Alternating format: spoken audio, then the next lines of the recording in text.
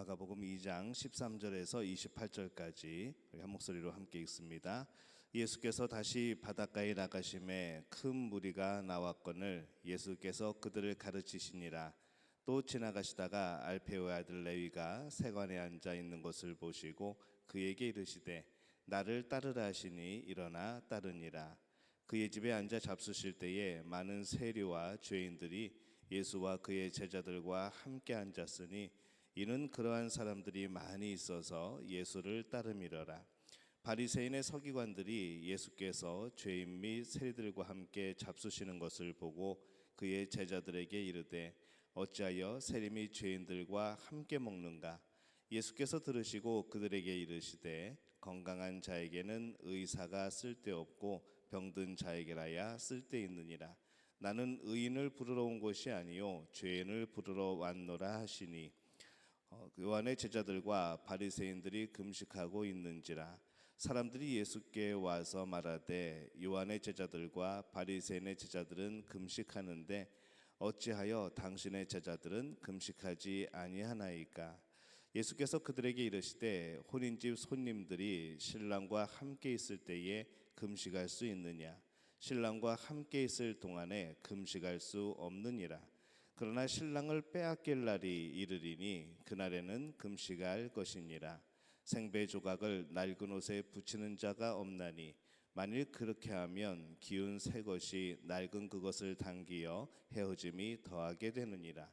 새 포도주를 낡은 가죽 부대에 넣는 자가 없나니 만일 그렇게 하면 새 포도주가 부대를 터뜨려 포도주와 부대를 버리게 되느니라. 오직 새 포도주는 새 부대에 넣느니라 하시니라. 안식일에 예수께서 밀밭 사이로 지나가실새 그의 제자들이 길을 열며 이삭을 자르니 바리새인들이 예수께 말하되 보시오 저들이 어찌하여 안식일에 하지 못할 일을 하나이까? 예수께서 이르시되 다윗이 자기와 및 함께한 자들이 먹을 것이 없어 시장할 때에 한 일을 잃지 못하였느냐?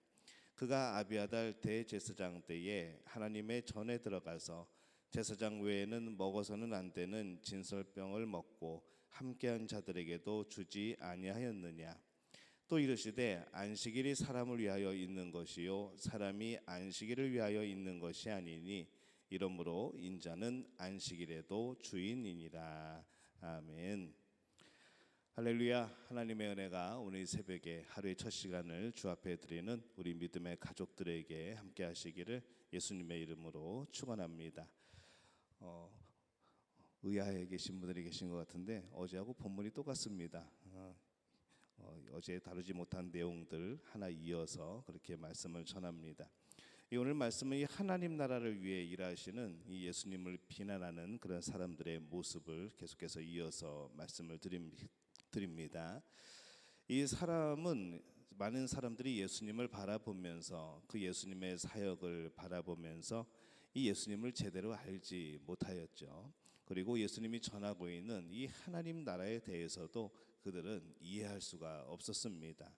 근데 참 아이러니한 것은 무엇인가 하면은 하나님 나라는 이들이 늘 바라던 것이었습니다.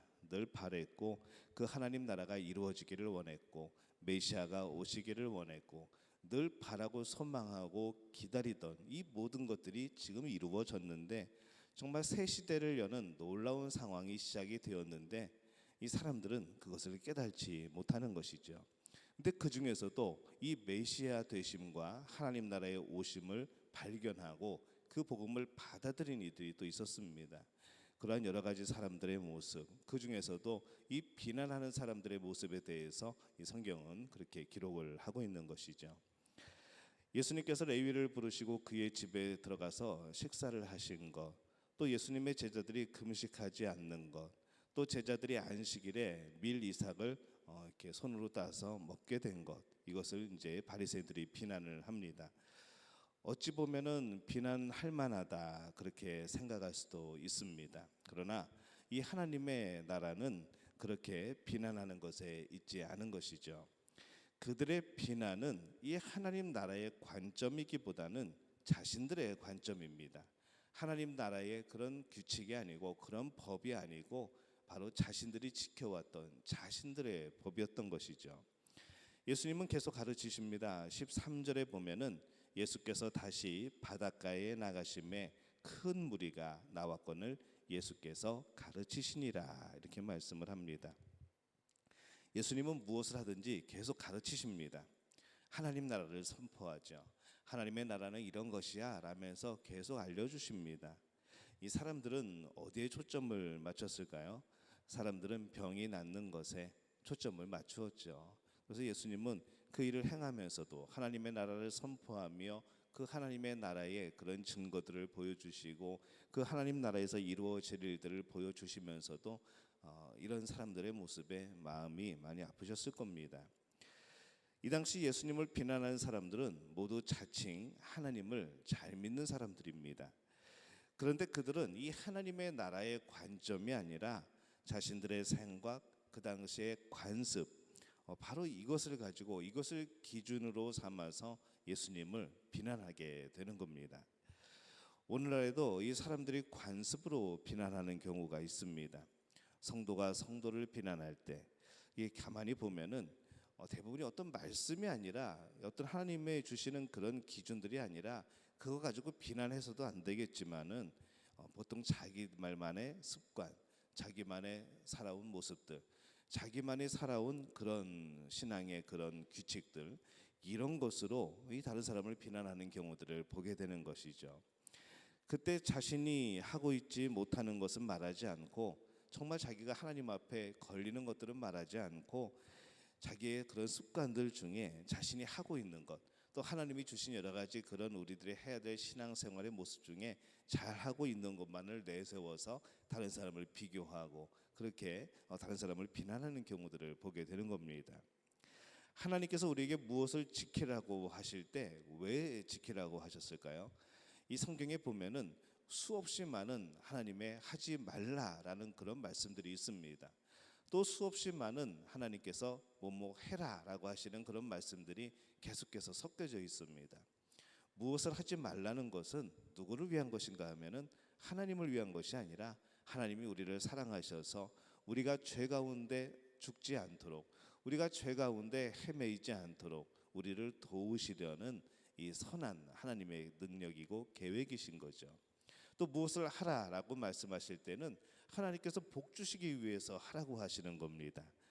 그것을 지키지 않으면은 그것을 뭐 탈락시키기 위해서 무슨 선발하는 것도 아니고 탈락시키고 뭐 심판하고 이러기 위해서가 아니라 우리에게 놀라운 복을 주시기 위해서 무엇을 해라라고 말씀하시는 경우가 많습니다. 우리가 그것을 보게 될 때에 이 하나님께서 우리에게 주시는 모든 말씀, 그것이 긍정적으로 표현이 되었던 약간의 명령형으로 표현이 되었던 간에 그것은 우리가 반드시 지키고 그의 응답은 바로 열매이고 복이라는 것을 우리가 기억할 필요가 있는 것이죠. 이 성경이 말씀하고 있는 것은 무엇인가 하면은 그것을 지켜서 나를 향한 하나님의 뜻을 이루라는 겁니다. 이 하나님의 나라는 이웃을 비난하는 것에 있지 않습니다. 비난하는 내용이 맞아도 비난하는 그 순간에 그것은 하나님의 나라의 일이 아닌 것이죠. 여러분들은 하나님 나라의 일을 하고 계십니까? 아니면은 나만의 아니면 세상의 일을 하고 계십니까? 바라기는 우리 믿음의 가족들은 하나님의 일을 하시기를 바랍니다.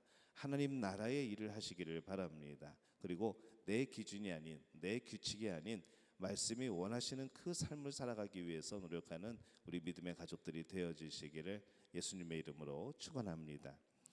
오늘 말씀을 가만히 보면은 이 사람들의 세 종류의 비난에 대해서 예수님께서 대답하신 말씀이 나오죠.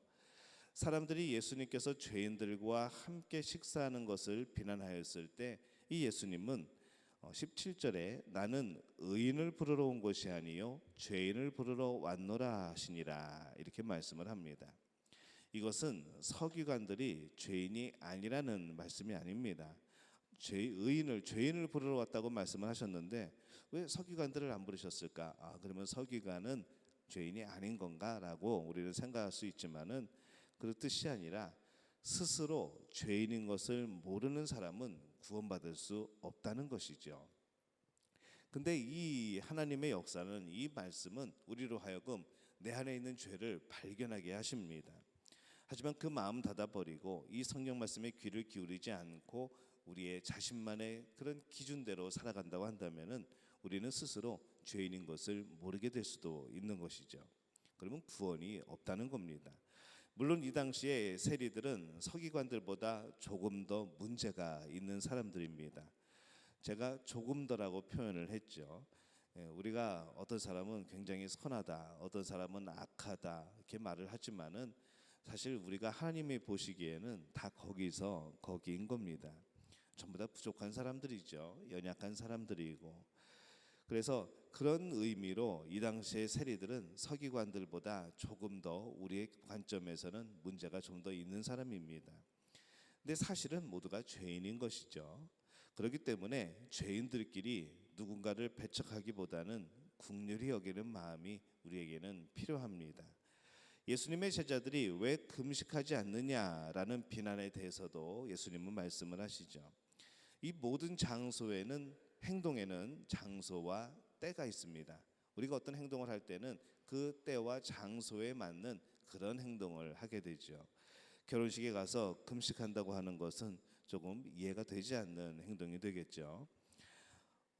자신이 지금 그 행동을 하고 있다고 해서 옳고 그 행동을 하지 않는다고 해서 다른 사람이 틀린 것이 아니라는 겁니다. 사실 하나님의 나라는 어떤 행동을 하느냐 하지 않느냐에 있는 것이 아니죠. 안식일 준수도 그렇습니다. 안식일에 밀 이삭을 먹은 것도 성경에 위배되는 것이 아닙니다. 그러나 그것을 과장되게 해석을 하지요. 그 행동을 비난하였고 또 비난하는 것은 하나님 나라의 그런 마음과 정신이 아니고 스스로 세워놓은 그런 규칙, 더 확장해 놓은 자신의 만족을 위한 그런 규칙이었다는 겁니다. 하나님께서 우리에게 율법을 주실 때에는 우리를 올가매려는 바로 그런 목적이 아니라는 겁니다. 오히려 우리를 자유롭게 하고 오히려 우리를 거룩하고 성결하게 하시려는 이 하나님의 뜻인 것이죠. 그런데 이 율법을 가르친다는 사람들이 율법을 마치 죽은 어떤 것으로 만들어 버립니다. 기계적인 것으로 만들어 버리죠. 이것만 지키면은 너희들은 성결할 수 있어라고 말을 합니다. 그래서 어떤 행동을 하였느냐, 그렇지 아니하였느냐 여기에 집중을 하게 되어 버리는 것이죠.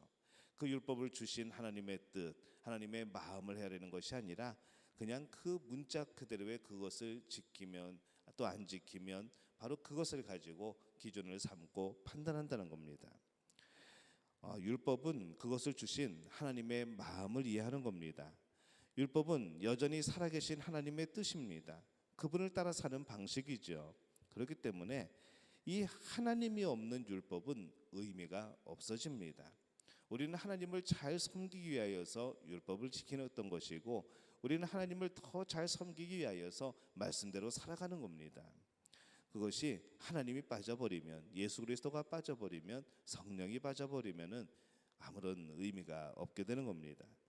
율법을 행할 때마다 그것을 주신 이 하나님의 뜻이 무엇인지를 생각하면은 때로는 이 율법을 어기면서 또 그 자신들만의 세워놓은 더 확장된 율법을 지키는 것보다 더 율법을 잘 지키는 것이 되는 것이죠. 하나님의 나라는 살아계신 하나님의 마음을 갖는 겁니다. 기계적인 어떤 행동에 의해서 결정되는 것이 아닙니다. 하나님 나라에 대한 오해, 이 사람들의 오해, 그리고 마음을 닫아버리고 귀를 닫아버리고 보지 않으려고 하는 이 많은 사람들의 모습을 봅니다. 그러한 가운데서도 예수님이 부르실 때에 응답하고 예수님을 따라 나온 그 복음을 받아들인 많은 사람들이 또 있었던 것이죠. 오늘날에도 이 신앙인들에 의해서 이 하나님 나라에 대한 오해가 많이 생겨납니다. 때로는 하나님의 나라가 심각하게 명예가 훼손되는 바로 그러한 일도 겪게 되죠. 우리는 하나님의 나라를 바로 알 필요가 있습니다. 어떤 현상 아니면은 어떤 규칙, 기계적인 그런 지켜야 되는 규칙들, 이것의 목적이 있는 것이 아니라 하나님이 우리에게 이것을 선포하신, 이것을 우리에게 주신 그 이유와 목적, 어떻게 우리가 그것을 얻게 되었는지, 어떻게 우리가 하나님의 자녀가 되었는지 우리가 이것을 이해할 필요가 있는 겁니다. 오늘 말씀에서 이 바리새인들이 실수하는 것을 그대로 답습하지 말아야 합니다.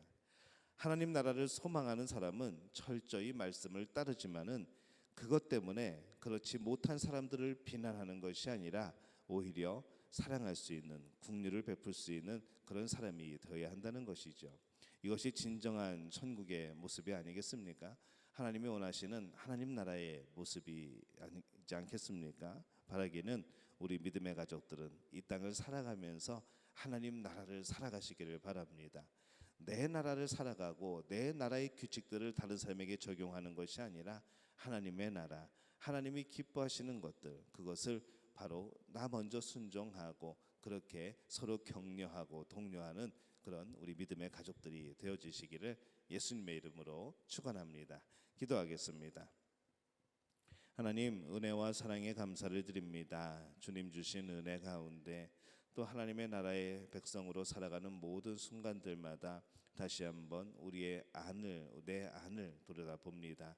하나님, 주의 성령께서 역사하심과 인도하심에도 불구하고 아버지 그것을 인식하지 못하고 깨닫지 못하고 살아갔던 우리의 모습들을 기억하여 주옵소서. 하나님, 때로는 우리가 하나님의 말씀에 대해서 여러 가지 하나님의 뜻에 대해서 너무나도 기계적으로 진정한 하나님의 뜻이 아닌 내 생각대로 내 규칙대로 살아가려고 하였던, 그것을 다른 사람에게 강요하려고 하였던 우리들의 연약한 모습을 봅니다. 그러나 하나님, 오늘 이 시간에 우리에게 지혜를 더하여 주옵소서. 하나님의 마음을 알게 도와주옵소서. 그 마음을 담게 도와주옵소서. 그 마음을 품게 도와주옵소서. 그리하여서 이 하나님 나라의 백성답게 이 땅에서 하나님 나라의 그런 아름다운 모습을 이루며 살아가는, 선포하며 전하며 살아가는 우리 믿음 가족들 될 수 있도록 주님 역사하여 주시옵소서. 모든 것을 주님께 다 가옵고 예수님의 이름으로 간절히 축복하며 기도하옵나이다. 아멘.